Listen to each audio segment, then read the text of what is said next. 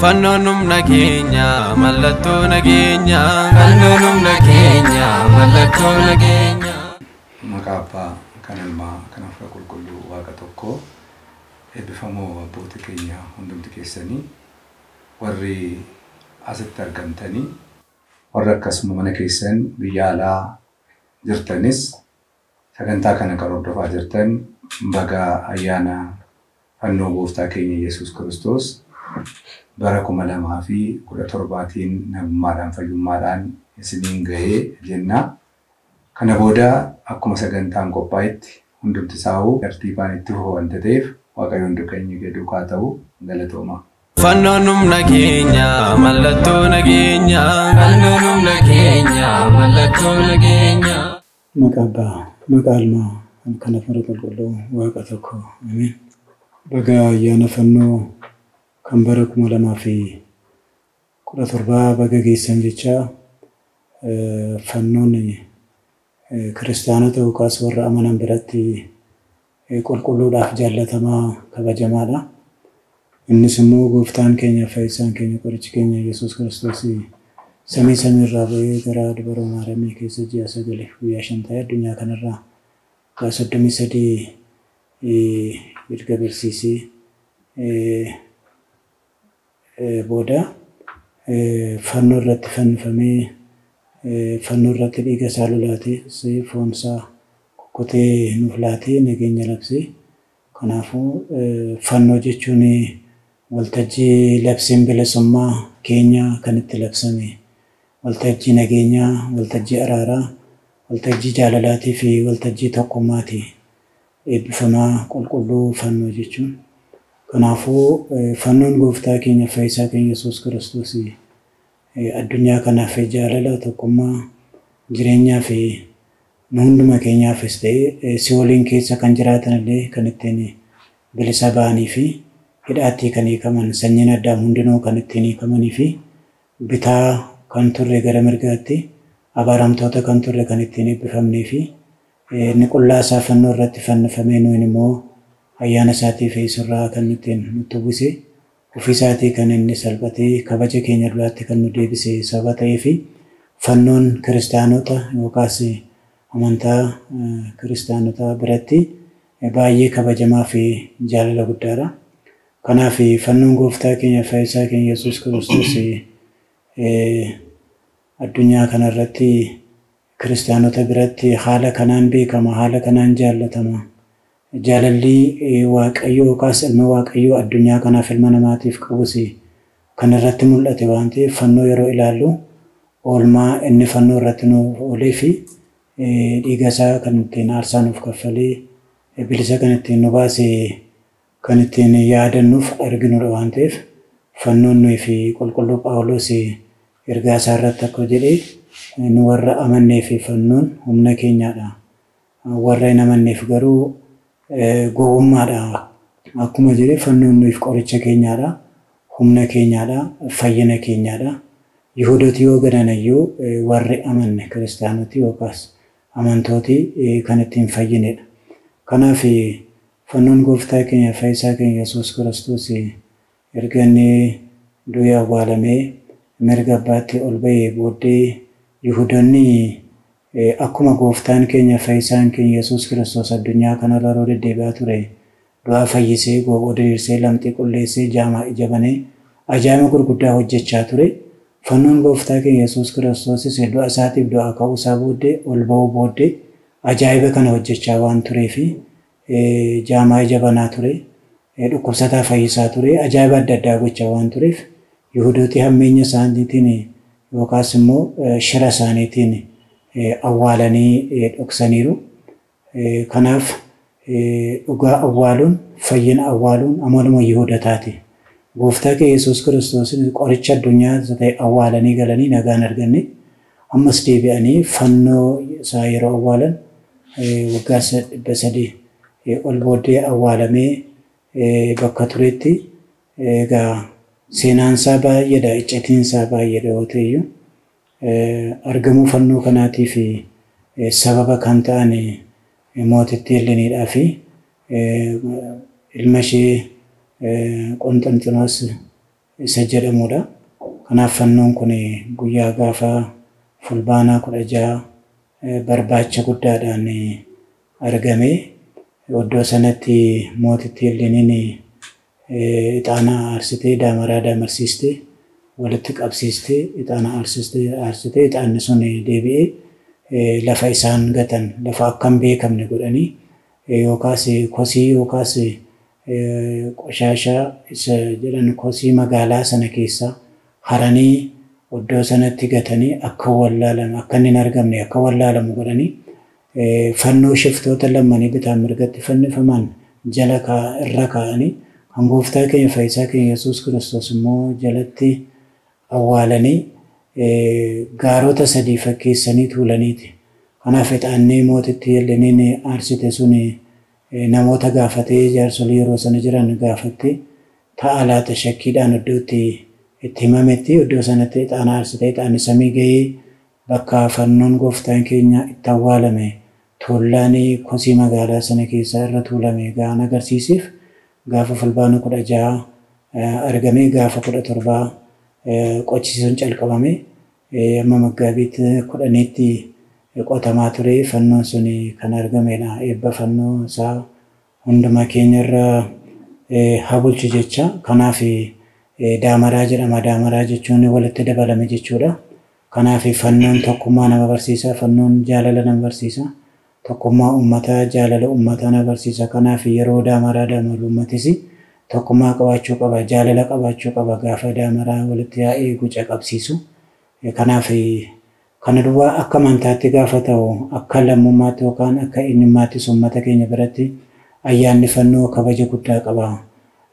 Ganna macaqii keessaa dukkana gannaa keessaa gara booqaa birraatti ba'uudhaaf ifa waan ta'eedhaaf kanaaf lachuunsaa wal simaa lachuunsaa wal loolu lachuunsaa tokkummaadha.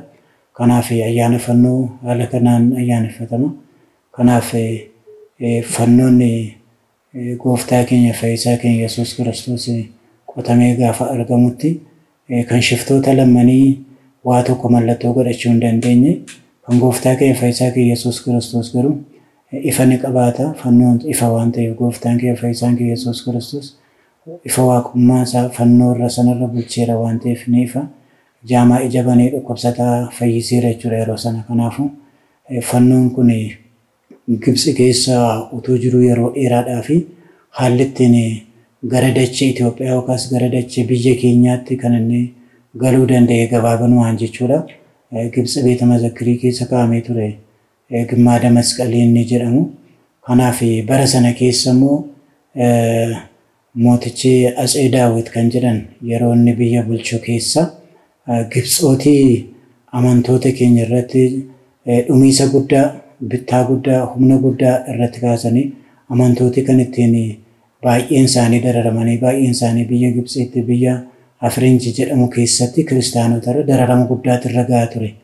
Kanaafuu yeroo sana keessa mootiin biyya Itoophiyaa turan Atsee Daawit waraana isaanii kaasanii Gibxitti duuluuf yeroo ka'an kana duwwaas miti bishaan Abbaayis Gibxi irraa kutuudhaaf yeroo ka'an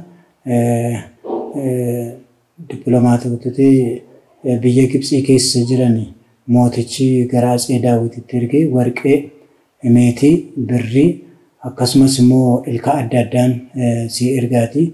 Abbaayinis narraa hin dhaabin narraa hin gaddabin yookaas narraa hin dhorkin duula waraana keessa immoo natti hin ergeen hunde jiru birrii keessanii fi warqee keessan miti kanan barbaadu amantoota irraa dararama dhaabbatu. Amantooti hidhaman hiikaman dhumiisi amantoota irraa yookaan kiristaanota irraa dhaabbatu biyya Gibxii keessatti. Kanarraa kanaaf immoo fannoo gooftaa keenya Yesuus Kiristoosii fi soora giiftii keenya qulqulleetti dubaroo Maariyaam Luqaas kan inni kaase sun akkanaaf laattuun si gaafadha yoo kana tuubaadhinnaa hundu. Kanaaf birriif meetii utuu hin ta'in qabeenyaa biraa utuu hin ta'in aangoo biraa utuu hin ta'in kanan barbaadu kiristaanota irraa du'aa dhaabbatu dhumiisa dhaabbatu. Fannoon gooftaa keenya Yesuus Kiristoos beeta mazakkirii yookaas mana yaadannoo keessa jiruu fi soora giiftii keenya dubaroo Maariyaam Luqaas kaase sun achi keessaa naaf kennamannaan dhaqanii fudhatanii hin kenname waan ta'eef abbaa egaa tarii yeroo sana yaadameera jechuudha. Laphoo mootota turaniitti abbaa irra gaddabamu kun jechuudha. Kanaaf fannoo sanaaf suura giiftii keenya qulqulleetti dubaruu maariyaam fannoo gooftaa Yesuus Kiristoos fudhatanii karaa Sudaan irra dhufanii daangaa Itoophiyaa irra gaarii naannoo Sinnaar yeroo ga'anitti Atsee Daawit achumatti lubbuun isaanii darbe. Ilmi isaanii Atsee Zara Yaaqoob jedhamu fannoo sana achitti hirkaa fuudhee gara biyya Itoophiyaa itti deebisee galche. Fannoo koo bakka fannoo naa kaa'e jedhee sagalee waaqarraa akkuma kun naannoo Itoophiyaa irra naanna'amaa turanii irra kibba Walloo Giishan Dabra Karbeetti argama. Kanaaf biyyi keenya Itoophiyaa seenaa fannootii wajjin kana fakkaata. Fannoon kun gara biyya keenyaa kan ittiin gale kanaadha. Kanaaf ayyaanni fannoo kun argamuu fannootiin wal qabatee, ifa fannootiin wal qabatee, jaalala fannootiin wal qabatee kana ta'uu qaba jechuudha. Kanaaf dhaloonni ammaan kun dhugaan har'as awwaalamaa jira. Dhugaan sobaan awwaalama, shiraan awwaalama. Garuu immoo namni aantummaan itti dhagahamuu fi quuqamni itti dhagahamu jiraannaan immoo akkuma fannoon sun namoota dhugaatiin barbaadamee ba'e har'as dhaloonni kun amantiisaa barbaadu, amantiisaa hordofuu, akka amantaansaa awwaalamee namne seenaan fannoodhaa akka awwaalamee namne har'as dhugaa dhoksuudhaaf jecha akkuma Kiristoos gooftaan keenya awwaalame akkuma fannoonsaas awwaalame dhugaa awwaaluudhaaf dhugaa dhoksuudhaaf jecha yeroo sana qoshaashaa yookaas kosii magaalaa sana keessaa irra tuulan. Har'a immoo qoshaashaa guddaan faayidaa adda addaadha. Soba adda addaatiin, shira adda addaatiin dhugaan hin awwaalama. Gaafa Waaqayyo jedhe garuu dhugaan immoo waan irra tuulame sana diigee ka'uudhaaf jedha waan ta'eef amantiin dhugaadha. Haqii dhugaadha. Kanaaf jecha dhalooti kun seenaa isaa awwaalee kan hafuu fi amantaa isaa dhabee kan hafu osoo hin ta'in barbaadee argachuudhaafis akka mootitti yellini seena qabeessa ta'utu irra jiraata. Akkuma mooticha Qosxinxinoos seena qabeessa ta'utu irra jiraata. Itti gaafatummaan dhalootaa irra jira waan ta'eef biyya kana haala kanaan nageenyaan ifaan fannoo jalatti walitti qabamee seenaa fannoo yaadachaa fannoo gooftaa keenyaa baachaa waaqa duukaa bu'uunis irra jiraata.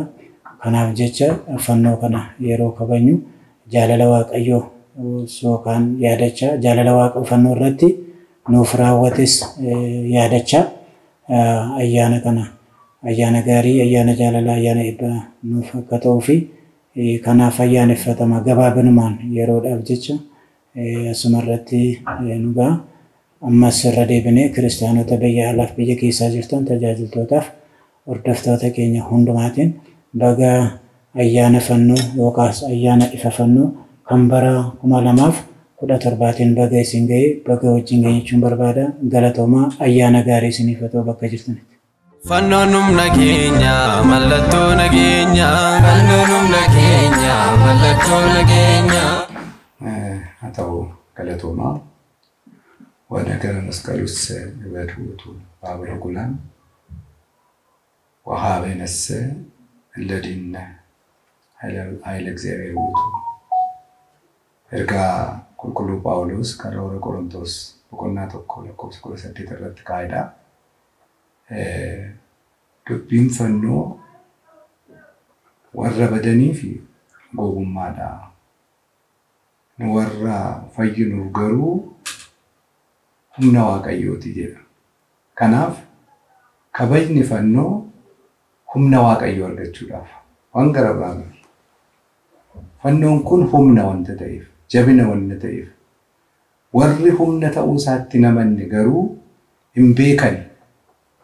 Kun immoo gala teellaatti nu deebisa yookaan boodatti nu deebisa.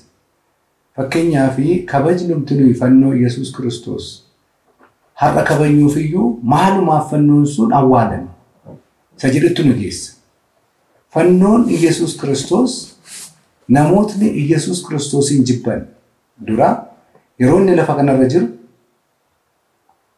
gaaddidduun isaa hin fayyisa, lafa inni ejjete hin fayyisa, sagalee hin fayyisa dhiifama, kan inni dubbate hin fayyisa. Bakka inni jiru hundumtuu fayyina ture. Yeroo kana warri Yihuudiin maal ta'an ture jechuudha. Hin jaallatan turan. Baay'ee itti ka'an jechuudha. Diinummaadhaan. Yeroo kanattitu akkam gooneetu ajjeesnaa jedhaniitu gara du'aatti deemedha. Yeroo gara du'aatti deemuttis inni hunduma isaa akka du'us beeka. nama du'uufis beeka, waan du'uufis beeka. Kanaaf dhufee of fannisuun ofiisa of fayyisuun danda'a ture. Of hambisuus hin danda'a ture. Warra sana ajjeesuus hin danda'a ture. Fixuus hin danda'a ture. Garuu kanan goone tole jedheetu akkuma isaatti akkuma namaatti fannoo irra oolee jechuudha. Fannoon sun duraan maal ture wanta ta'eef namoonni abaaraman irratti fannifamu ture wanta ta'eef. Kana booddee maal ta'ee jechuudha.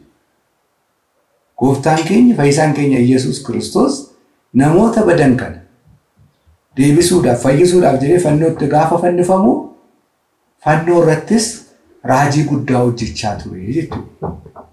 Yeroo sanatti kanaafitu gaafa inni immoo fannoo irraatii bu'ee inni awwaalamee jedhu fannoon isaa sun immoo raajii hojjechuu jalqabee jechuudha. Kana booddee warra dhukkubsatan hundumtuu dhaqanii arganii fayyu. Dhiiga isaa sanatti diddibatanii fayyu. Dan inni irratti fannifame sana irratti fannoo irratti jechuudha. Kana booddee warra arganii durii utuu jiruu nama fayyisaa ture. Amma immoo fannoon isaatiinis nama fayyisaa jira. Jedhanii diinonni yookaas Yihuudoonni warri biyya Israa'el keessa jiran fannoo kana maal gochuu jalqaban jechuudha. Fannisuudhaaf ka'anii jechuudha. Mannoo dhoksuudhaaf, awwaaluudhaaf akkam goonaa jedhan.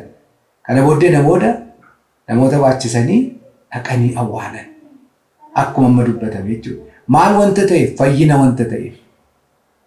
Waan fayyisu hundumaa akkuma amma dubbadhee warri badiisaaf of qopheessan jechuudha. Warri badan jechuudha. Warri karaa badiirra jiran waan fayyinaa kana hin barbaadanii. Kanaaf awwaalan. Naannoo sanallee maal godhan jechuudha. Akka namni hin geenyeef namni mochi ga'ee fayyaa ture wanta ta'eef idduma hin awwaalamillee. Lottuudhaan eegsisaniitu gaafa waggaa 300 booddee bahu garuu maal ta'e jechuudha. Fayyina ta'e. Yeroo sana hundumtuu gammachuudhaan naqee kabajatu. Biyya Yerusaalemitti bakka inni ba'e sanatti achumatti bataskaanni ijaarame namoonni hundumtuu achitti dhaqaa turanii jechuudha. Yeroo sana gammachuudhaan hundumtuu kabajaa ture. Jaalalaan, tokkummaadhaan, utuu qomoon waliin qoodin, utuu aadaan waliin qoodin, naannootiin nuti waliin qoodin hundumtuu kabajaa ture jechuudha. Itoophiyaatii gara achi yeroo dhaqan Yerusaalemiin dhaqan ayyaana kan masqalaa kabajuu dhaqu. Ayyaana cuuphaa kabajuu dhaqu akka tokkotti. Garuu iddoo tokkotti amma kan argamu wal qooduutu jira jechuudha. Naannoodhaan wal qooduutu jira biyya keenya keessa. Kun hin barbaachisu kana fides jechuudha rakkoo kan fide. Kanaaf namoota hundumtuu fannoo Yesuus Kiristoos fannoo irra taa'ee ayyaanni fannoo ayyaana dhiifamaati. Waan raawwataa jiran hin beekaniiti maal jedhe? Dhiisiifi jedhe jechuudha. Ayyaana dhiifamaati fannoon. Ayyaana jaalalaati. Ayyaana kennaati. Kennaadhas ayyaanni fannoo. Gooftaan fannoo irra taa'ee maal jedhe wanta ta'e? Yohaannisiin haadha isaatiif kenneera. Haadha isaa immoo Yohaannisiif kenneera wanta ta'eef. Kanaafitu fannoon Yesuus Kiristoos akkuma abbootiin keenya dur jaalalaan, tokkummaadhaan, tajaajilaan waliin tokko ta'anii akkuma kabajaa jiran ammas uummanni keenya inni akkuma dur ollaasaaf naannoosaaf wajjiniin walitti qabamanii guca isaanii fudhatanii dhaqanii achitti aadaa isaaniitiin amantii kabajatu jechuudha. Uummanni hundumtuu aadaa mataa isaatii qaba. Amantii mataa isaatii qaba. Aadaa isaa akka aadaatti fudhateera nan. Amantii irra iyyuu darbee jechuudha. Kanaaf dhaqee achitti aadaa isaa agarsiisaa mul'isiisaa kabaja fannoo isaa kabachiisaa akkuma ture har'as aadaa isaatiin walitti qabatee amantii isaa wajjin amantii isaa eeggatee jaalala hundumaa godhatee namoota hundumaa wajjin kabajuu qaba jechuudha.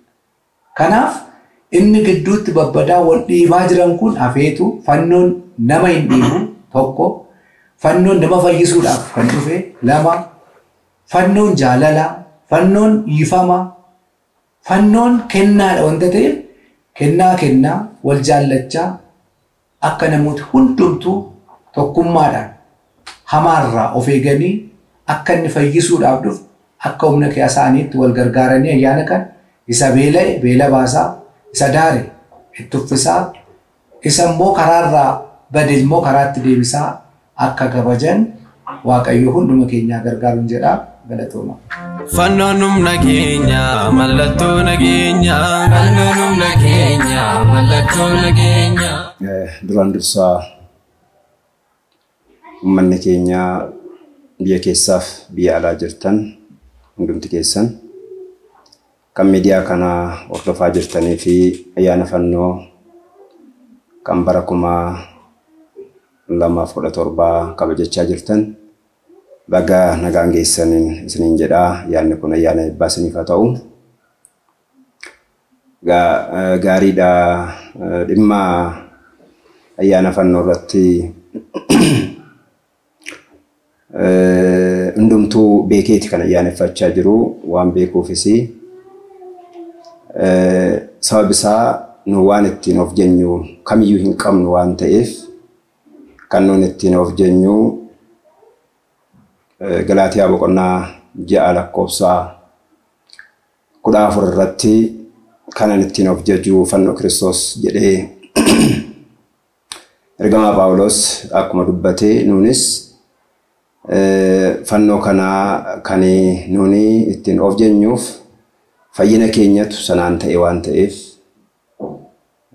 waggaa 5,500 erga barri rakkinaa barri dhiphinaa darbeen booda Kiristoos ofiisaa dhalatee fannoo kanarratti gatii guddaa nu kaffalee yookaan gatii guddaa nu baasee akka inni ittiin bilisa nu baaseedha. Namni bilisummaa hin qabu ture hamma fannoo irratti dhiigi Kiristoos dhangala'utti namni cubbuu isaatiif illee aarsaa humna isaatii olii kaffala ture. Eegiddi cubbuu isaatiif aarsaa kaffaluu qaba. Aarsaan inni kaffalu sun dhiiga Kiristoosiin bakka bu'ee waanta ta'eef aarsaa guddaadha kan inni nu baase.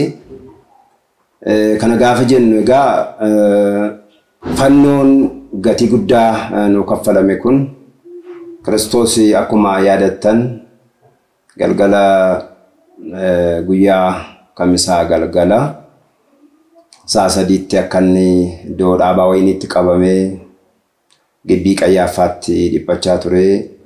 Achirraa ka'ee haga Phiilaaxoosiin bira ga'utti adeemsa 3f baay'ee dhiphachaa ture. Sa'a 3tti murtoo fudhatee gindillaa cimaa baatee kufee ka'aa darbatamaa kanarratti immoo garafamaa duddisaa alangaa warra Yihuudootaatiif ta'e. Kana duwwaadhaan hin geenye sibiila warra tuman haala mijeessanii gonfoo taasisanii mataatti kaa'anii fi dhiphina kanaanidha kan nuuni bilisa ittiin arganne kan jennuuf kanaafidha.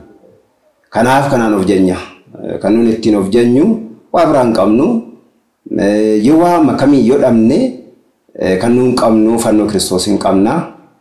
Kanaan immoo of jenya.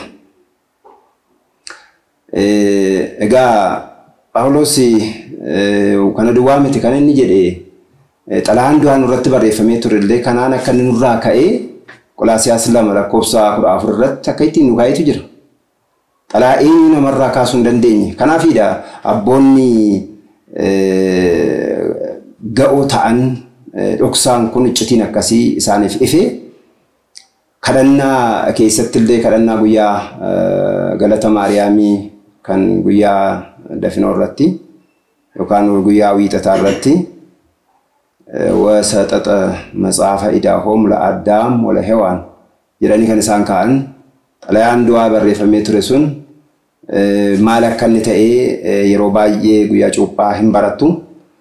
Walumaa galatti guyyaan irraa dhimma fannooti waan ta'eef fannoo irratti xiyyeeffattanii ayyaana keessan ayyaaneffachaa kan isin dhaggeeffattan waanta ta'eef kanaadha gatiin Kiristoos irratti nu kaffalee salphaa miti. Egaa ittiin of jechuu duwwaa miti nuuni baay'een fannoo kana ijaan arguu kan hin barbaannellee fannoon ijaan mul'ate miti keessa koo jira kan jedhan keessa koo hin jedhu ergamaa Phaawulos akkasuma ergaasaa Qorontos 2 boqonnaa 6 lakkoofsa 8 irratti mallattoo du'atti geeffamuu Yesuus yeroo hundumaa irra koottan qabadha kan jedhu natti fakkaata. Teksiisaa isin sirreessuu hin danda'a.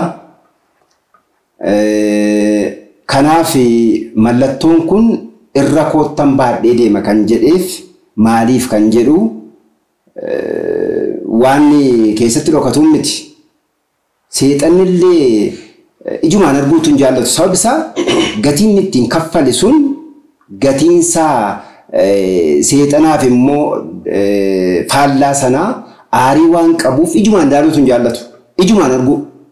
Isa kan hojii isaa miti. Ijumaan arguu waan hin jaallanneef nuuni yeroo baay'ee kan qabannes luboonni akka taayitaa isaaniitti qabatanii kan deeman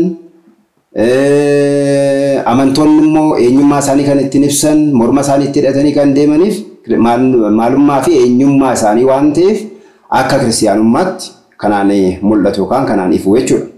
Kanaaf gaafa ayyaaneffattan yaadannoo dhiphina irratti dhiphatee dhiiga isaa dhangalaasee irratti dhiphina guddaa fudhate sanaa fi ofirratti ofuma keessan irratti illee in ilaaltu sinis itti boonaa jechuudha. Akkuma ittiin of jajaa akkuma sila jenne ittiin of jajaa inni harka isaatti qabatu ittiin of jajaadha kan ittiin of jaju waan ta'eef.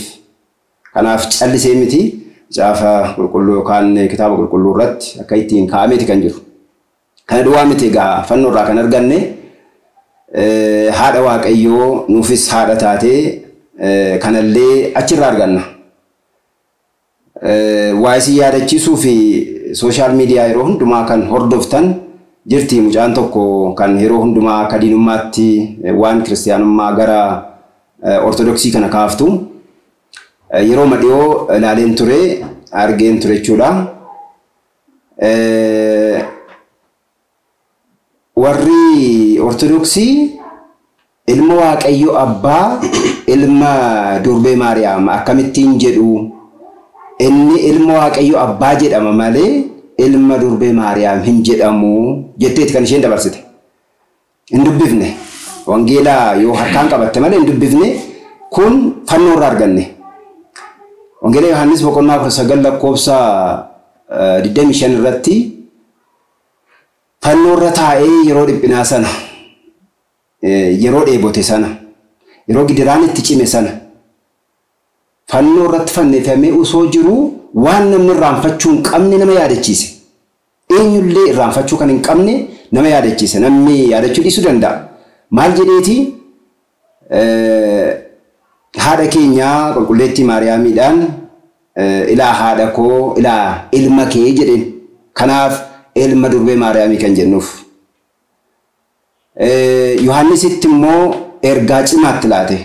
Ilaa Yohaannis ilaa haadha kee ittiin jedheen. Isheedhaan maa jedhee ilaa ilma kee. Yohaannisiin immoo ilaa haadha kee ittiin jedhee. Kanaafidha walda እግዚአብሔር አብ ወልደ ማርያም ድንግል kan jedhamuuf kanaafidha. Kun barnoota mataasaa danda'ee qaba garuu gabaabaamatti ilma Waaqayyo abbaa Yesuus Kiristoosiin gaafa waamnu maqaa waaqummaa isaa guutuudhaan akka itti gaafa waamnu utuu ittiin yeella'in ilma Waaqayyo abbaa ilma durbee Maariyaam kan jennuuf kanaafidha. Kanaaf wangeelli hundumaaf ifa ta'ee kan inni dabarsu dhimma fannoo irratti guyyaa inni qaraaniyooti fannifamee dhiphina guddaa ittiin dabarse fannoodhaa fi ulfina guddaatu dhiiga isaatu irratti dhangala'e waan ta'eef jinnillee akka isheen ifan laanne aduun akka isheen dukkanoofte urjoonni akka isaan harca'anii awwaalonni akka isaan banaman ulfina akkasii qaba waan ta'eef har'a waan fannoon ulfina hin qabnu sitti hin fakkaatini kana qabaa baga ayyaana fannoo kan Kiristoos kan hundatti fannifamee nuuf immoo darbee akka mallattootti nu kennamee jiraatu yoo diinaan dhokatellee akka ifa ba'uuf jecha yaadannoo guyyaa sanaa kan ammoo har'a guyyaa har'aatti fudhannee geenyee jirru baga kan bara 2017 isin ga'ee ayyaanni kun ayyaana eebbaa kan quufaa kan gammachuu kan araaraa nuuf ta'uun isiniin jedha galatoomaa ayyaana gaarii. Fannoon humna keenya mallattoo nageenya. Fannoon humna keenya mallattoo nageenya.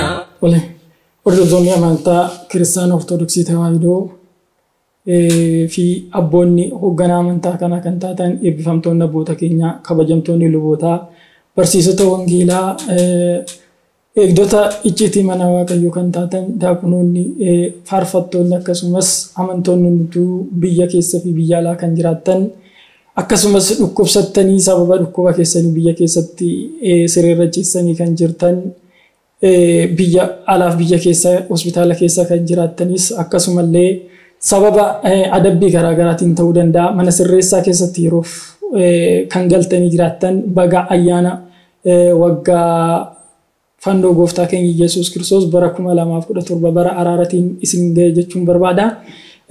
Gaaffiin gaafatameef gara deebitti yoon deebi'u faayidaan ayyaana fannoo gooftaa keenya Yesuus Kiristoos kabajuu akka mana kiristaanaatti faayidaa maal qaba kan jedhuu fi uummata Oromoo keessatti maal wal fakkaata aadaa keessatti akka amantaattis wal qabatee maal fakkaata kan jedhu yeroo gabaabduu keessatti kan ilaallu ta'a. Egaa Kiristoos warra sagalee isaa barsiisan keessaa Phaawulos akkuma dubbate fannoon lola balleesse araara buuse Efesoon 2:16 jedhee akkuma dubbate kan lolli itti bade itti barbadaa'e kan araarri itti bu'e fannoo gooftaa keenya Yesuus Kiristoos kanaaf akka barumsa mana Kiristaan Ortodoksii Tawaahidoo fi barsiisonni mana amantaa yookaan hayyoonni nu barsiisanitti mallattoon kiristaanaa akkuma icciitii utubaa mana kiristaanaa 5dha. Isaanis Dubroo Maaramii, foonii fi dhiiga waaqayyoo akkasumas cuuphaa fannoo fi jaalalaadha. Kanaaf shanan kana keessaa guyyaa irraa kan ilaallu fannoo Kiristoos kan isa jedhu ta'a jechuudha. Ayyaana kana kan itti kabajnu akka amantaa Kiristaan Ortodoksii Tawaahidootti ayyaana gurguddaa kabajaman keessaa isa tokkoo fi faayidaa kan qabudha. Akkuma dura dubbadhee mallattoolee shanan keessaa isa tokkoo fi isa bu'uuradha. Lola kan itti barbadeesse jaalala kan itti fideedha. Isuma kana manni kiristaana keenya wal fakkeessitee yoo barsiistu masqal Kiruubeel Maariyaam kan jedhu qubee afuriin kan barreeffame jechoonni isaanii jechoota gi'izii kan ta'an sadeen isaaniitiyyuu iddoo bultoo waaqayyooti jedha. Kanaaf sadeen isaanii kan haalatti wal fakkeessu qaba. Keessumayyuu uumamtoota jiran lamaan keessaa Dubroo Maaramii fi fannoo Kiristoos yoo wal bira qabu masqal jedhee yoo barsiisu fi Maariyaam jedhee yoo barsiisu iddoo bultoo waaqayyooti. Walqixa kan kabajamuu qabanidha. Dubroo Maaramii keessa ji'a 9 fi guyyaa 5 gadaamsa ishee keessa kan ture yoo ta'u fannoo immoo dhiiga isaa kan itti dhangalaase foon isaa kan itti nuuf kenne iddoo nageenya itti buusedha jedhee to'i dubbata. Kanaaf kabajni nuti kabajnu guyyaa har'aa guyyaa fannoon gooftaa keenya Yesuus Kiristoos kan inni du'a itti kaasu kan inni dhukkubsattoota itti fayyisu kan ijaan hin argine kan ijaan arguu itti danda'an sammuun isaanii kan miidhame boqannaa kan itti argatan fannoon Kiristoos iddoo itti awwaalameerraa guyyaa itti ifa itti ba'eedha. Akkuma Maatiyoos ifa ibsee eenyutu guuboo jala kaa'a akkuma jedhee dhugaan tun hin dhokfamtu waan ta'eef guyyaa itti baatedha. Guyyaa ayyaana baay'ee kabajamtu yoo ta'u uummata Oromoo faana akka aadaa fi amantaatiin wal qabsiisnee yoo ilaallu garuu uummanni Oromoo godina garaagaraa akka naannoo Oromiyaa fi biyya alaatitti jiranitti jiraatanillee aadaa tokko tokkoon yeroo kabajan ni agarra. Keessumatti iyyuu haala nyaata qopheessuu irratti haala nageenya buusuu irratti dura akkuma jenne akka mana kiristaana keenyatitti fannoon jaalalaa fannoon eebbaa fannoon tokkummaadha. Haaluma kanaan uummanni keenya immoo jecha fannoo jedhu kana amma dhiyeenya dhaloonni na fakkaatanii fi na booda dhufan kan fidan malee ayyaana masqalaa jedhanii to'i kan kabajanidha. Ayyaana masqalaa jedhanii kabajuun immoo afaan biraa fayyadamuu yookaan immoo miidhaa kan qabu miti. Masqal kan jedhu jecha gi'izitii achumaan dheeressanii ayyaana masqalaa jedhu Oromoon yeroo baay'ee. Ayyaana masqalaa kana irratti nyaata garaagaraa kan qopheessan tokkummaan kan itti dabarsan yoo ta'u kan wal lolallee araarsanii dirqamaan iddoo tokkotti qalma kan gaggeessan nyaata keessattiyyuu soorata guyyaa fulbaana 17 gaggeeffamu irratti namoonni ollaa jiran hundumtiyyuu kan waliin itti fayyadaman kan wal lolan araaramanii kan wal jibban wal jaalatanii tokkummaa isaanii kan itti agarsiisan ayyaana baay'ee kabajamaadha. Ayyaana kana keessattiyyuu nyaata garaagaraa kan qophaa'u yoo ta'u guyyaa 16 marqaa yookaan immoo qincee kan jedhamu kan qopheeffamu yoo ta'u akka aadaa Oromootti guyyaa 17 immoo caccabsaa kan jedhu ni qophaa'a. Sababa caccabsaan kun nyaata soomii qabuun qophaa'u irraa kan ka'e ammoo guyyaan 17 soomarra yoo ole guyyaa 18 kan kabajan ta'a. Akka kalaandara Itoophiyaatti guyyaa 17 guutumaa guututti hojjetaa mootummaa kan kabaju yoo ta'u garuu sooma sanarratti hundaa'ee uummanni haala soomaa hin xuqneen amantaa isaa eegatoo kan dabarsudha. Aadaa wajjin haalatti wal qabatuun masqalli yookaan immoo fannoon tokkummaadha jaalala akkuma jenne warreen amantaa garaagaraallee iddoo tokkotti dhufanii to'ii waliin kan kabajan ta'a. Kanaaf ollaa biratti guyyaa kudha jaarraa jalqabanii kan kabajan yoo ta'u firoonni iddoo garaagaraa jiran godina garaagaraa jiran garuu hanga guyyaa 25 kan kabajan ta'a jechuudha. Kunis torbee tokkoof kan itti fufuudha. Akka barumsa mana amantaa Kiristaanaa Ortoodooksii Tawaahidootis fulbaana guyyaa 17 qabee hanga 24tti masqala yookaan immoo ayyaana fannoo kanaan beekama. Haaluma kanarraan kan ka'e guyyaa 21 illee maaramii masqala duubaa ittiin jedhanii beekamuudhaan kan ka'e namoonni firoonni iddoo garaagaraa jiran guyyaa sana itti wal waamanii ta'e wal gaggeessu. Guyyaan kunis ayyaana darbe yookaan ayyaana bara haaraa kanatti galaanni waan jiraatuuf dhoqqee waan jiraatuuf sochiin tokko dhorkaa waan ta'eef masqala kana yookaan immoo ayyaana fannoo kana booda wal arguu jechuudha. Maaliif yoo jenne waxabajjii 26 irraa jalqabee hanga fulbaana 25tti ayyaanni waqtiin jiru waqtii gannaa waan ta'eef waqtiin kun ni ulfaata. Waqtii birraa kanarratti garuu sochiin baay'ee mijataadha. Geejjibni illee ni argama. Yeroo miilan deemuun barbaachisetti illee sochiin miilaa waan sirratuuf yeroo sana kan gaggeeffamu ta'a. Haaluma kanarraan kan ka'e immoo dubartoonni keessattuu gaafa guyyaa 17 daraaraa yookaan immoo abaaboo fidanii to'ii iddoo qalmi itti gaggeeffamu sanatti ni kabaju. Warri dhiiraa immoo sirba goobee jedhu akka aadaatiin wal fakkeessanii tokkummaadhaan sirbanii qarshiillee yeroo mandararra deemanii itti walitti qabanii to'ii soorataaf immoo achumaan wal affeeranii kabajaaf itti taasisanii jira jechuudha. Isa kan akka aadaatti kan fudhannu yoo ta'u aadaan kun amantaa keenya keessatti kan miidhaa qabu osoo hin taane kan faayidaa qabu irra caala jaalala kan agarsiisudha. Kanaaf amantoota garaagaraallee waamanii yeroo haala amantaa sana wajji wal fakkaatuun itti wal kabajanidha. Maaliif yoo jenne jaalalli amantaayyuu ni caala. Fiqri sahaaboo leewaldayyaan hin baruu waa absiyoo iskalemoot jedhee abbaan keenya qulqullichi Iriyaaqos jaalalli waaqa ilmaa teessoo isaa kabajaarraa fidee du'aan ga'e jedhee akkuma dubbatee jaalalatu fide malee amantaa miti. Kiristoos kan du'eef warra amantaa kiristaanaa ta'an qofaaf osoo hin taane kan hin cuuphamneefis kan cuuphamaniifis kan dhagna qabatanii jiraniifis kan hin qabamneefis saba kamuu osoo addan qoodiin biyyaan osoo addan qoodiin tokkummaa agarsiisu waan ta'eef ayyaana tokkummaan itti agarsiifamudha jechuudha. Kanaaf ayyaanni kun ayyaana baay'ee kabajamaa baay'ee jaalatamaa uffata aadaallee kan qabu uffata aadaa haadoliin uffatanii kan ittiin deeman keessumatti iyyuu akkan dura qaada'uudhaaf yaaletti soorata guyyaa 17 yookaan yoo soomii ta'e guyyaa 18 itti kabajamu irratti akka naannoo keenyatti haadoliin okolee yookaan elemtuu kan jedhamuun gara qaaman bishaanii iddoo waraaban burqaasaa ta'u baambaa achi deemanii isaan waraabaniitu dhufanii ittiin hojjetu malee akka kaanii jaarikaanii yookaan immoo hubboo keessan kan fayyadamanii miti. Kuni ayyaana biraa irraa ayyaana fannoo yookaan masqala Yesuus kan jedhu kana haala ittiin adda baasanidha. Kanaaf aadaan akkanaa kun immoo aadaa iddoo garaagaraatti adda ta'uu danda'a. Ayyaanni kabaja kanaa garuu uummata Oromoo keessatti qofa kabajama jechaatii jirra osoo hin taane uummata saba biraa keessatti immoo aadaa biraatiin kabajamuu ni danda'a. Uummanni miidiyaa kanarraa ilaaltan nuti keessanuu ayyaana kana gaggeessanii Waaqayyo ayyaana kana kan jaalalaa kan tokkummaa nuuf taasisu hunduma keenyaaf iyyuu kan itti gammannu kan waliin tokkummaan keenya cimee kan wal lole araaramee kan wal jibbee wal jaalatee kan tuuffatame kabajamee kan ilmoo dhabe ilmoo eebbifamaa itti argatee dhuguma ayyaana masqala Kiristoos yookaan immoo fannoo kana kan gammachuu akka ta'uuf eeyyamaaf jaalalli Waaqayyo hunda keenya faana ta'u ayyaana gaarii. Fannoon humna keenya mallattoo nageenya. Fannoon humna keenya mallattoo nageenya. Haa ta'u galatoomaa waa'ee fannoo Yesuus Kiristoosii fi waan inni nu oolee maaliif fannoon kun nu kenname isa jedhu abbootiin keenya eebbifamoonni bal'aatti ibsaniiru. Namoonni immoo gatii kana irraanfatan immoo akkuma inni biyya lafaa kanarra yeroo ture gooftaa keenya Yesuus Kiristoosiin warra duukaa ordofaa turan, duukaa nyaachaa turan, dhugaa turan akkuma gurguran har'as fannoo kana gocha adda addaatti gurguranii warri itti fayyadaman jiraachuu danda'u. Maqaa isaatiin warri nagadaa jiran yookaas immoo gurguraa jiran jiru jechuudha. Kanaaf warri kuni warra amantii qaban miti. Namni amantii qabu akkuma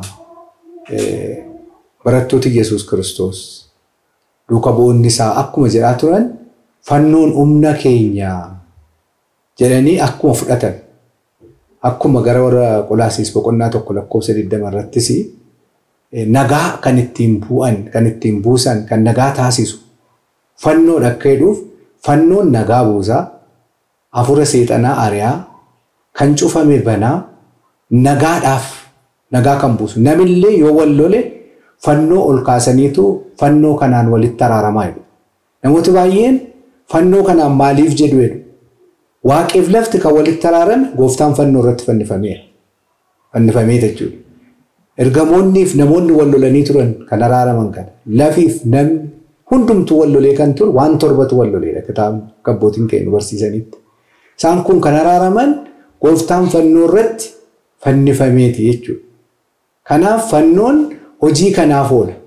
Warri kaan garuu warri ofittoo ta'an, warri garaa isaaniif jiraatan, warri nama goyoomsanii jiraatan, utuu fannoon hin fudhatin fannoo bitatanii warri utuu hanguun qabaatin garaa isaaniif jedhanii warri deeman baay'een jiraachuu danda'u. Warra kana gaa yeroo Yesuus Kiristoos tures yeroo beektoonni turanis warra akkasii kun jiru. Isaan maal godhanii ilaalaniitu baasaniitu saaxalanii kennaa turan. Har'as uummanni kiristaana kan ta'e hundumaa fannoon seenaa mataa isaatii qaba.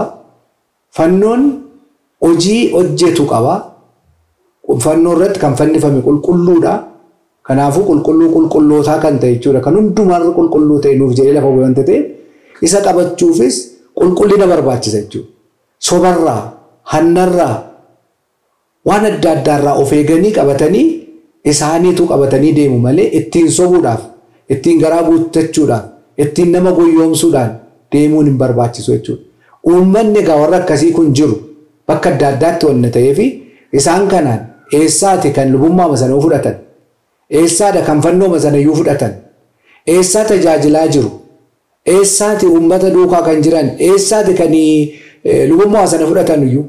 Moo fannoo maduwaa qabatanii deemu jedhee warra isa tajaajilu, warra bataskaana isaa jiru, eessaa dhufan, maal hojjechaa jiru, eessa bulu, maal hojjetu jedhee addaan baafachuu qabaa jechuudha. Nama fannoo baate duukaa, nama iyyaa jiru duukaa callumadhee fiiguu hin qabu jechuudha. Addaan baafachuu qaba. Abbaan koo kun eenyu? Maal barate? Maal barsiisa? Maal beeka? Eessaa dhufe? Amma immoo addanaatii dhuguma kuni luba moo luba miti? Dhuguma fannoon kuni inni isaaf in ta'a moo in ta'u jedhee addaan baasee hubatee fudhatee duukaa bu'uu qaba malee akkamattiin nama fannoo wanta baateef callumadhee akkatti baadhatee wanta deemeef abbaa kooti jedhee fudhachuu hin qabu jechuudha. Addaan baasuu qabu. Akkuma barattoota 12 keessaa Yihuudaan addaan ba'ee, akkuma immoo bara beektotaa keessa immoo Ariyoos akka ba'ee, akka Nisxiroof faa ba'anii jechuudha. Kanaafitu namootni amantii ortodoksii hordofan hundumtu isa kan addaan baafatanii hojii isaatiin gochaan hojjetuun bakka inni ooluun bakka inni buluun waan inni dubbatuun madaalanii namni kun fannoon kunii cal jedhee bitate malee sodaa waaqaa hin qabu jedhanii addaan baasanii of keessaa baasanii akka inni fannoo kanaaf hin taane qaama ilaallatutti manii nama kan of keessaa baasuu qaba malee fannoon kan ittiin goyoomsan utuu hin taane, kan ittiin dhugaa dubbatan, kan ittiin hatan utuu hin taane, kan ittiin warra hatanillee amansiisanii gara waaqaatti deebisan wanta ta'eef fannoon kan nageenyaati malee kan wal nama lolchiisu miti, tokko kan taasisuudha. Kanaaf fannoo namootni fannoo baadhan duukaadhuma bu'anii baduu utuu hin taane dhaabbatanii ilaalanii hojii isaatiin madaalanii gara mataa isaaniitti deebi'anii abbootii isaanii warra dhugaa gaafatanii akka duukaa deemanii hin jedhan. Fannoon humna keenya mallattoo nageenya. Fannoon humna keenya mallattoo nageenya. Galatoomaa fannoon akkuma jaalala qabu, akkuma araara qabu, akkuma qulqullina qabu, akkuma jaalatama qabus kan jibbanis baay'een isaanii jiru. Qulqulluu Phaawulos gara Filiphisiyoos boqonnaa 3:13 irratti jara kanarraa akka fagaattan isinitti hima. Diina fannoo Kiristoos ta'anii warra deebi'an isaanii waaqa isaanii garaa isaaniiti, kabaji isaanii salphina isaaniiti jedhee akkuma dubbatu diinna fannoo Kiristoos ta'anii kan deddeebi'an warra kanarraa fagaadhaan jedha. Kanaaf inni kaan akkuma Yihuudotaa utuu qulqullina fannootu beekuu, kabaja fannootu beekuu, araara fannoon qabuu fi hiika fannoon qabutu beekuu, barumsa adda addaatiin barumsa hin barbaachifneef barumsa gantummaatiif shakkummaatiin kan dogoggoranii fannoo jibban ni jiraatu. Kan utuu hin beekin immoo akkasumatti yeroo namni fannoo jibbuuf balaaleffatu dhaga'ee duukaama fannoo balaaleffatee ni jiraata. Fannoo beekuu jechuun Yesuus Kiristoosiin jaalala isaa beekuu jechuudha, hiika biraa miti. Fannoo akka waaqa tolfamaatti ilaaluun dogoggora. Fannoon jaalala Kiristoosii wajjin kan wal qabatedha. Namni fannoo jibbu jaalaluma waaqayyoo, jaalala ilma waaqayyoo isa ta'e Kiristoosiin hin qabu jechaadha. Innis kan inni jedhee kan na duukaa bu'uuf yoo jiraate fannoo koo baatee na duukaa bu'u ofisaa ganu jedha. Fannoon gidiraa qaba, fannoon dhiphinaa qaba, fannoon jaalala qaba, bu'aa bahii qaba. Saba kanaatiif fannoo yoo jibban maleessaati. Fannoo irratti kan rukutame diina daabiloosiin ilmaan namootaa waggaa 5,500 ol garboomfatee isa ture. Diina waaqayyoof, diina ilma waaqayyoo yookaas immoo diina kiristaanotaa isa ta'e duwwaadhaaf fannoo irratti kan hidhame, fannoo irratti kan rukutame, fannoodhaan kan kufe diina sanyiin Addaam hundinuu fannoodhaan bilisummaa argatanii, fannoo irratti bilisummaanii fi labsiin bilisummaa isaanii irratti dubbatame waltajjii nageenyaati. Fannoo jechuun sila gabaabinaan kaaseen ture. Kanaaf fannoon kan jibbamu miti.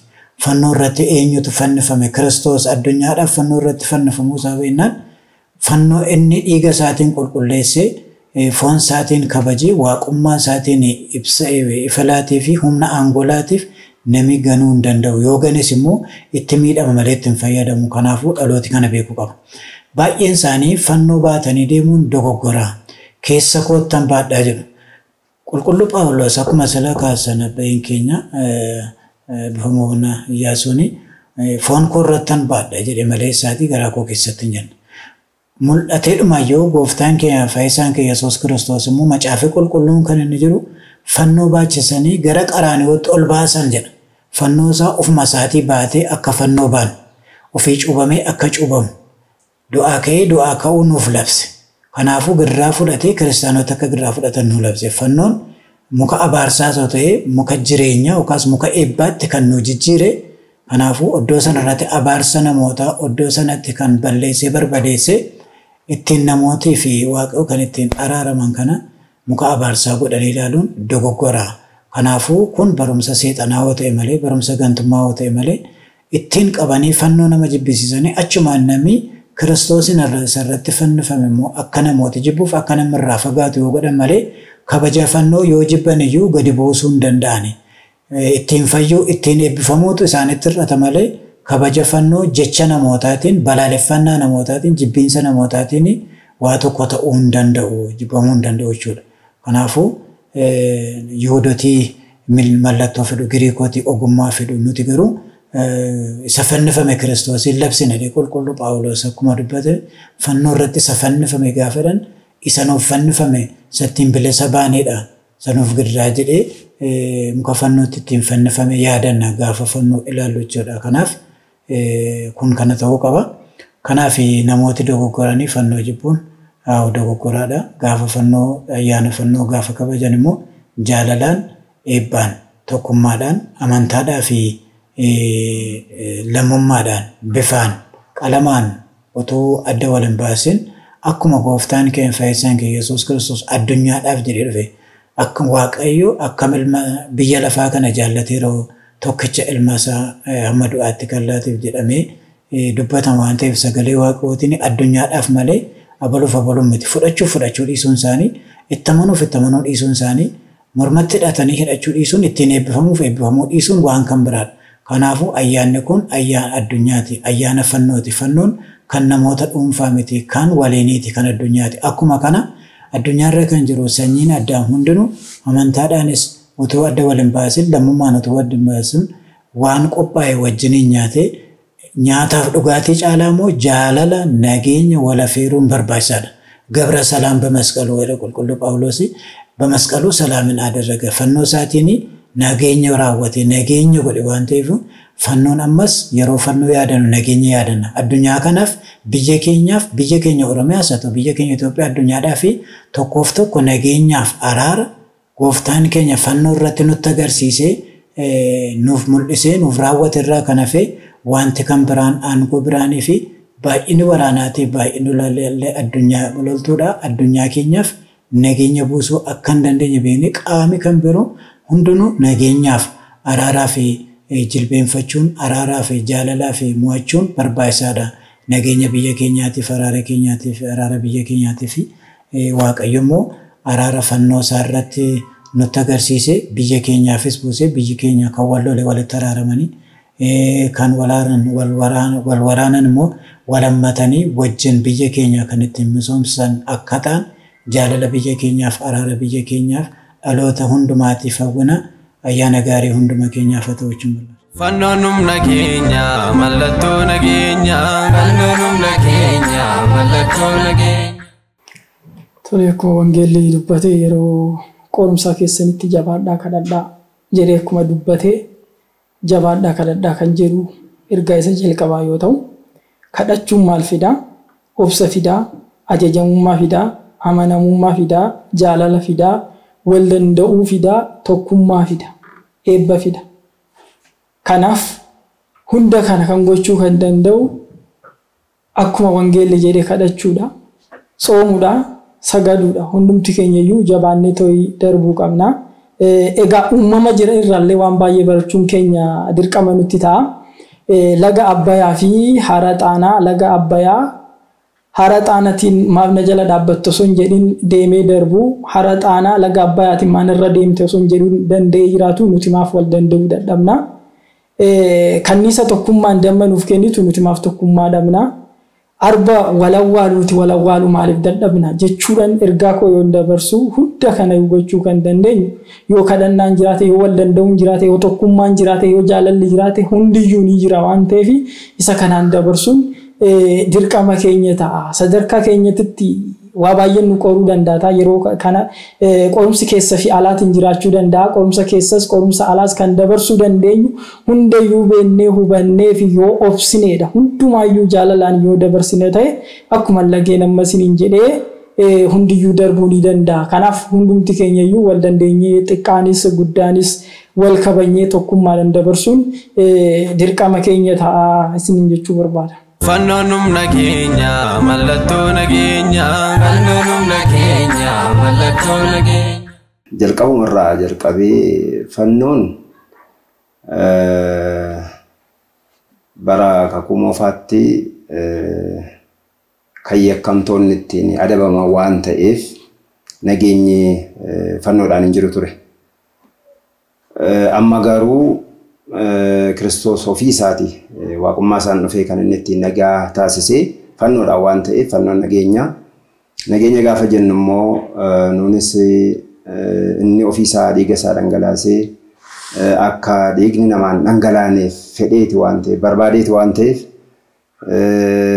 isinis kan isin kadhattan kana ta'uu qabaa kan jennu fannoon nageenyaa fannoon jaalalaa fannoon tokkummaadha eenyuuf iyyuu sababisa tokkummaadha gaafa jennu callisee miti fakkeenyaaf mallattoo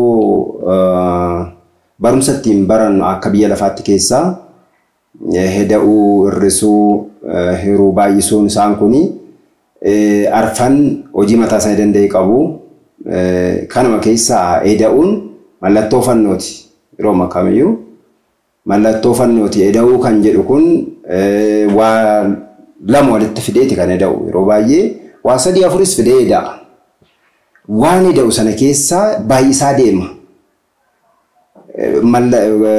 amalli isaa amala hir'isuu hin qabu amala heda'uuti kanaaf fannooni kana mallattoo akkamittiin dhaabbii masaatiin kana kan qabu ta'ee utuu jiru namni garuu jibbaan kan inni wal hir'isu hinaaffaadhaan kan wal hir'isu fannoo kana hin ibsu waan ta'eef fannoo kana ayyaaneffachuu keessatti akkuma inni mallattoo heda'uu ta'e ida'amaa deemuun inni amala hamaa qabullee gara amala gaarummaatti dhufee isa gaarummaa qabutti ida'amee akka inni ittiin jiraatuufidha.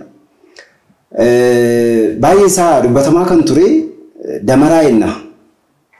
Damaraa jechuun dammare inni herrege jechuudha waan biraa tokko miti.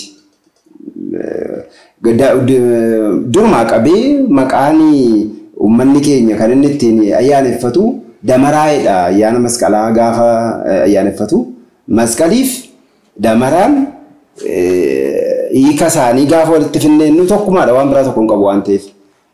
Masqaliin amma saaqqale yookaan immoo walirraa qaxxaamura jechuudha. Kanaaf kana fakkaataa isin immoo yeroo kana ayyaaneffattan yeroo nyaataaf dhugaatii keessanii akkuma sila jennee dhiphina Kiristoos keessatti yaadachaa deemuu qabdu. Keessumaa immoo namni hundi hin qabu mana isaa keessaa qaala'iinsas ta'ee waanuma kamiin ta'eyyuu ayyaana masqalaatti illee namni hin dhabu waan fedhe yoo ta'u kan hin qabne immoo jiraachuu danda'a. Ollaan ollaa isaa yaadatu dhugaadhuma kun arrabaa duwwaadhaan jechuu miti afaan duwwaan dubbachuu miti yoo ofii isaatii tokkorraa gimmaashee yoo nyaate gimmaashee yoo argate gimmaashee immoo isa tokkoof haa kennu yoo tokko argate lama qabate immoo tokko isa tokkoof haa kennu sagalee waaqayyoo akkas waan ta'eef kanaan eebbi dhufa waan ta'eef sana duwwaa miti warri yaadatamuu qaban warra karaarra taa'anii harka namaa eeggatan immoo hin jiru. Manas kan hin qabne hin jiraatu. Isaan kun jaallatanii ta'u rakkoo adda addaatiin ta'uu danda'a. Isaan kanallee hamma danda'ametti wal yaadachuun gaarummaa qabaa isa hidhamee jirullee dhaqanii yoo gaafatan namni bifa adda addaatiin inuma jira waan ta'eef kun hundumtuu isaan kana wal yaadachuun kana keessatti amaleeffannaa ta'u waan jedhuufidha. Ani as keessatti waan dhimma fannoo kana keessatti wanti nuyi irra hin dabarre ammas akkuma tuqame. Fannoon maaliif ilaalee jibba yoo isinitti fakkaate maal isinitti fakkaata fannoo namni irjumaan argaa kan jibbeef kan jibbuufis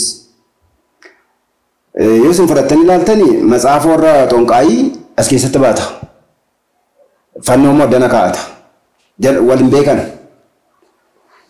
maaliif fannooni isinoo akka isiitii nama akkasii garuu kana qabataa kan jedhu miti akkan jenne ijaan argaa irra eengadduma nama qodaa dibata qibaatiitti qoricha adda addaa hojjetee bara 2015 ji'a caamsaa keessa dhufee eddanuma Oromiyaa keessa nama awwaale eengadda yeroo poolisiin naqee yeroo ummataatiin baasisaa yeroo agarree ture yeroo inni ciree peestaalii isattiin xaxee awwaalee masqalii baatamoo waan isin baay'ee isin tintollee qoobii kanaan uffataa dhaqee qoteeroonni baasuu nama masqalii baatu dhamee kun baay'ee isaa kaafne namatti hin tolu kan akkasii jira. Isaan kun maal ilaallaa masqaliin yookaan fannoon sadii ta'anii wal bira akka turanii inni irraanfatinaa kan Kiristoos kan Fayyataawwii Zeeyamaan yookaan haatticha yookaan saamtuusaa mirga Kiristoos turee fi isa bitaasaa ture. Inni bitaasaa ture sun kan ittiin fannoo marra ture kan ittiin Kiristoosiin arrabsaa ture waan ta'eef hojii nama kanaa kan hojjetu ta'uudhaas akka ittiin akka hubattanidha. Fannoon Kiristoosiin biratti akkamittiin argame kan yoo jenne yeroof kanaan fakkeessanii kan isaan jiraatan waan ta'eef waan gatii hin qabne fannoon sun dhukkubsataa kan bu'aa hin qabneef ofuma isaatii immoo kan ittiin fayyadamne kana waan ta'eef kanallee akka itti yaadadhaati fannoon ulfina qabaa ulfina fannoo eenyu jechuumaafi. Fannoon humna keenya mallattoo nageenya. Fannoon humna keenya mallattoo nageenya. Egaa uummati keenya keessumatti warri miidhamaa jirtan biyya Oromiyaa jirtan gara kaabaas kibbaas ba'aas lixas warri jirtan hundumti keessan amma yoonaatti jabaattanii mana amantaa keessan eeggattanii qabeenya keessan eeggattanii warra saamuudhaaf olii gaffiigan afaan isaanii qabdanii akkuma eeggattaa jirtan amantii keessan ammas qabattanii ammas jaalala akkuma fannoon jaalala ta'e isinis jaalala hundumaaf qabdan jaalala qabattanii jaalala namaaf laattanii qabeenyaa keessanis akkuma dura godhaa jirtan nama hundumaatiif akka rakkoo isaanii baastanii naannoo keessan nagaa keessan eeggattanii jaalala qabattanii hundi keessan akka bara kana bara 2017 kana jechuudha bara nagaa nama hundumtuu gammadee jiraatu kan beela'e kan itti nyaatee jiraatu kan wal lole kan itti araaramu kan fagaate kan walitti siqu nam hundumtuu akka gammachuun jiraatuuf nagaa naannoo keessanitti uumtanii nagaadhaan akka waliin wajjin jiraattan Waaqayyo hunduma keessaniin isinaa eeguu isinaa tiksuu jaalala isiniifaa kennuu tokko isinaa taasisuu amantiitti isinaa cimsuu irra caalaatti immoo utuu waliin qoodin nagaa walii laattanii jaalala walii laattanii akka wajjin jiraattan Waaqni isinaa taasisuu bara kanaa bara nagaa bara jaalalaa bara fayyinaa isiniifaa taasisuun jedha Waaqayyo isin duukaa ta'u. Dhaamsabbummaa dabarsuun yoo jiraate ayyaana fannoo kana sababa godhachuudhaan inni dura ayyaana gaafa ayyaaneffannu inni qabu isaan qabne daara baasee beela baasee dheebuu baasee inni mana qabu inni nyaata qabu inni naqatee dhuguu fi inni qalatee nyaatu isa karaa irratti kufee jirus ollaasaa hiyyeessa isa jirus yaadatee wajjiniin wal waamee nyaatee dhugee ayyaana kana ayyaaneffatu ergaa keenya tokkoffaadha. Sabab isaa Waaqayyo gooftaan keenya wangeela qulqulluu irratti akka dubbate beelofnaan beela nan baasne daaraan daara na baastee ta'a jedhee kan inni gaafatu ofii isaatii beelee ofii isaatii daarii ofii keessummaa ta'ee dhufatu hin ta'in Waaqayyo hiyyeessotaa wajjin jira. Waaqayyo warra daaranii wajjin jira. Waaqayyo warra beela'anii mannetti dhimmisuu wajjin jira. Kanaafuu isaaniin yaadachuun Waaqayyoon yaadachuudha. Waaqa biraa gatii qulqullootaa yookaas immoo gatii waaqa biraa kabajan dachaadhaan kan itti argatu waan ta'eef kana godhan jechuun barbaada. Inni kaan immoo cimina yookaas jajjabina amantii qabaachuutu irra laata. Keessumatti kan jennu fannoo ayyaana fannoo gaafa qabanyu fannoo jalatti hojii biraan hojjetamuu barbaachisu. Hojii araaraa, hojii amantaa, hojii eebbaa, hojii ifaarraa kanaaf hojiin dukkanaa hojjechuun hin barbaachisu. Fannoo harkatti baatanii hojii biraa kan hojjetan matatiin xinqolaan hin barbaachisu. Warri kun fannoo shiftoota lammanii bita gooftaaf mirga gooftaatti fannifamee baatudha malee fannoon akkasii fannoo Waaqayyoo miti. Kanaafuu fannoo Kiristoosii warri baatan garuu tokkichuma Kiristoos irraa kan hafe garbichi tokko gooftaa lamaaf abboomamuu hin danda'u.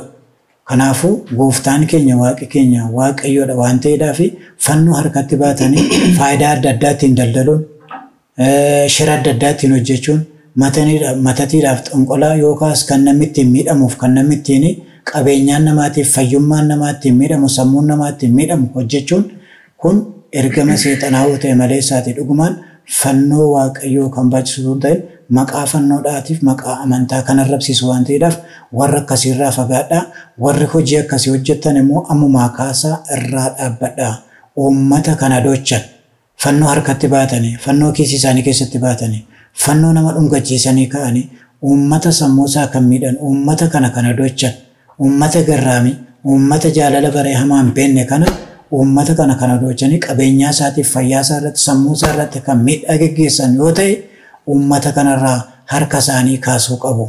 Hammeenya kan nama miidhu waan hundumaarra Waaqayyoon ittiin tajaajilu saba kana ittiin tajaajiluudhaaf ittiin eebbisuun malee fannooni bukkeedhaan ittiin waa hojjetachuuf waa ittiin ofii isaaniitii ittiin sooromanii saba kana ittiin daarsanii ittiin miidhuudhaaf akka hin taane tokkoof tokko beekuun isaanirraa eegaman jedha. Kanaafuu uummanni immoo warra akkasii kana adda baasee beekuutu irra jiraata.